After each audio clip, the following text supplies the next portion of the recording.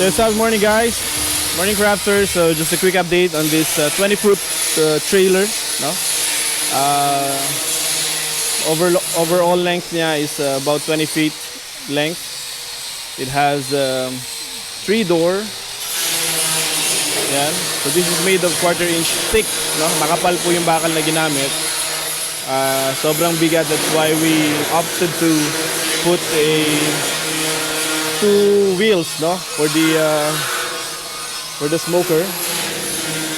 Yeah. Right now we're just cleaning it up before ma-primeran, and then we will continue and move on to do the outer coat or top coat.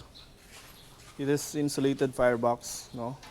It's the same thickness from all over, no. Yung kapal ng ating smoke chamber and meat chamber is the same thickness as the firebox, no, and it's double wall, no, with insulation material. Yeah, so probably about 6 people can fit inside the chamber, no. Meron din siyang nakaabang na mga threaded female nipple na for mga Tel2 gauges, no. It has 2 counters, no, one in front and one at the back. A fire basket. And of course, magkakaroon siya ng coupler.